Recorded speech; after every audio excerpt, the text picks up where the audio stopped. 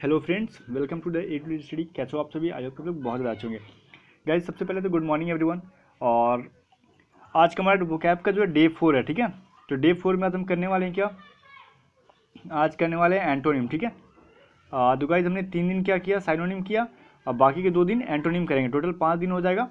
तो फिर क्या करेंगे, छठवें दिन मतलब सैटरडे को हम वोकैब का टेस्ट लेंगे, ठीक है। आपका मॉर्निंग में 7 बजे ही वोकैब का टेस्ट होगा, लाइव टेस्ट होगा। सो गाइज, चलिए बिना देरी किए तो सबसे पहले चैनल को सब्सक्राइब करो जल्दी से, अगर आपने नहीं किया है तो। ये बहुत ही नाइंसाफ़ी करते हो आप ए टू जेड स्टडी चैनल के साथ। पूरी नॉलेज लेते हो लेकिन सब्सक्राइब नहीं करते हो। अभी पता है आपको 80% स्टूडेंट ऐसे हैं जो अभी व्यूअर ऐसे हैं जो कि बिना सब्सक्राइब किए जो है ना देख रहे हैं, ठीक है। तो मुझे आप लोगों से रिक्वेस्ट है कि चैनल को सब्सक्राइब कर लीजिए अगर कुछ बेनिफिट है आपको यहाँ से तो। सो गाइज, चलिए हम स्टार्ट करते हैं। सबसे पहले तो 31 नंबर हमारा क्वेश्चन है। इससे पहले का वीडियो नहीं देखा तो जाके देख लेना आप लोग। क्या है गाइज, यहाँ पे देखो, थ्रिफ्टी। थ्रिफ्टी का मतलब क्या होता है, कंजूस, ठीक है। अभी हमने थ्रिफ्टी का कंजूस होता है, यहाँ पे एंटोनिम लिख रखा है वेस्टफुल, मतलब क्या होता है, खर्चीला। अब गई थ्रिफ्टी का अगर साइनोनिम बोला जाए तो क्या होता है, माइजरली, ठीक है। माइजर, माइजर का मतलब क्या होता है, कंजूस होता है। माइजरली मतलब कंजूसी होता है, ठीक है ना।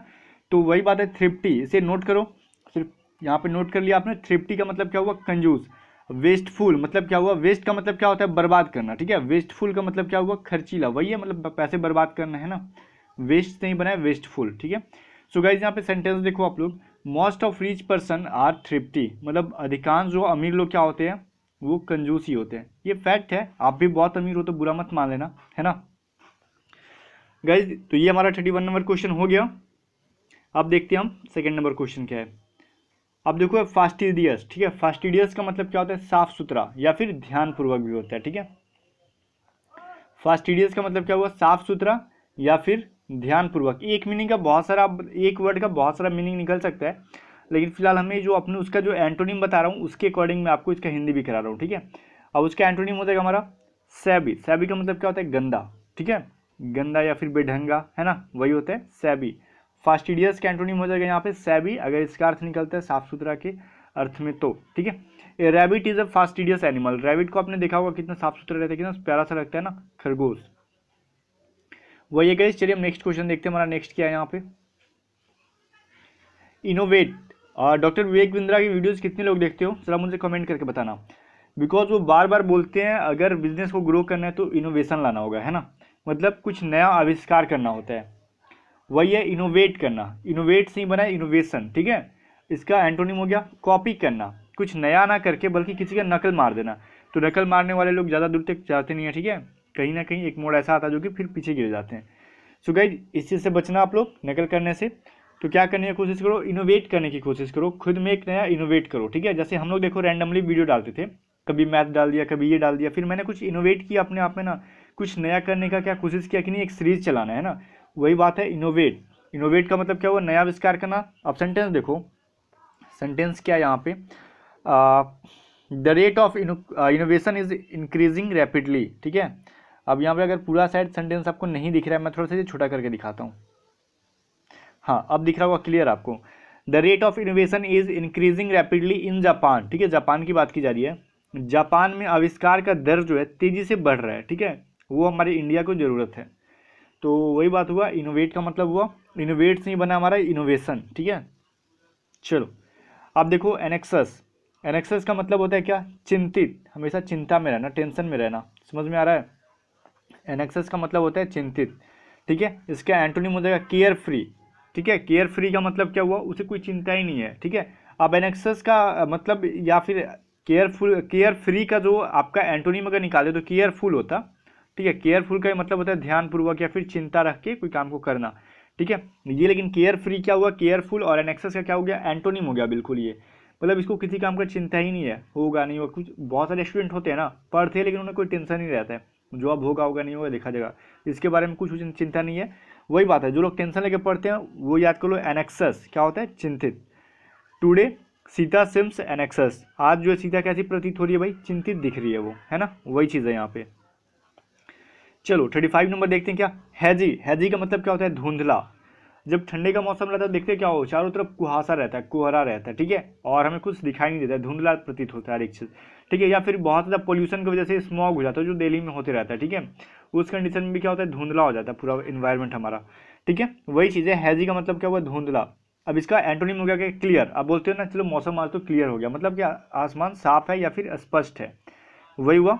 सेंटेंस देखो, इट इज़ हैजी डे, ठीक है, कॉज ऑफ फॉग, मतलब धुंध की वजह से आज का दिन कैसा किया है, धुंधला किया है। फिलहाल तो गर्मी का मौसम आ गया, ये नौबत नहीं आएगा। ये सब हैजी डे कब मिलेगा हमें, ये मिलेगा हमें ठंडे के दिन में। चलो अब 36 देखो हमारा क्या हुआ। 36 में हम देखते हैं वैनिटी। वैनिटी का मतलब क्या होता है, अभिमान, ठीक है। आप घमंड बोल सकते हो इसे, आप अभिमान या फिर घमंड, अपने आप पे घमंड रखना, ठीक है। वही हुआ मॉडेस्टी। मॉडेस्टी का मतलब क्या हुआ, नम्रता, ठीक है। नम्रता, एक नम्रता अलग होता है, नम्रता अलग होता है, इस चीज़ पे ध्यान देना आप लोग। सेंटेंस देखो, we should never show our vanity with poor.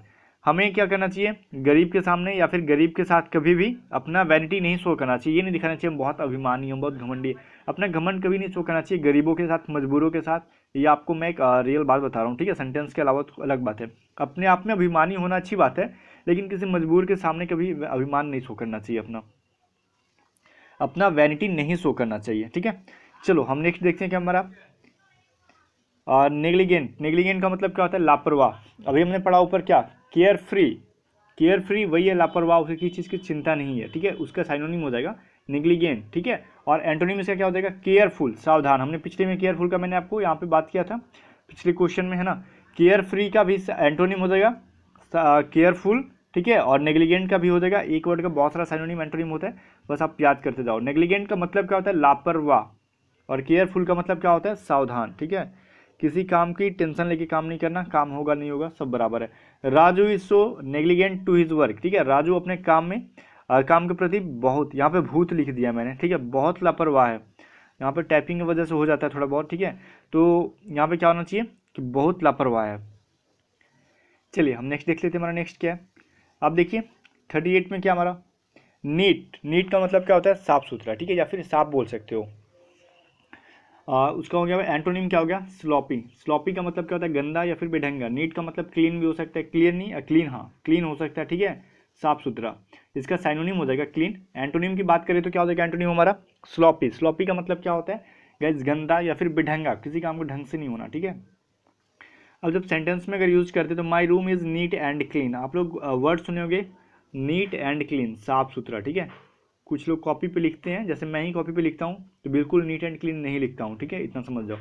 मेरा कमरा, देखो यहाँ पे कमर लिख दिया मैंने, मेरा कमरा जो है साफ सुथरा है, ठीक है। एक्चुअली ये जो होता है ना ऑटो करेक्शन, आपने मोबाइल वगैरह में देखे होंगे, जब भी कुछ टाइपिंग करो ना तो कुछ ऑटोमेटिक वो ले लेता है, वही है कि मेरा कमरा जो है साफ सुथरा है।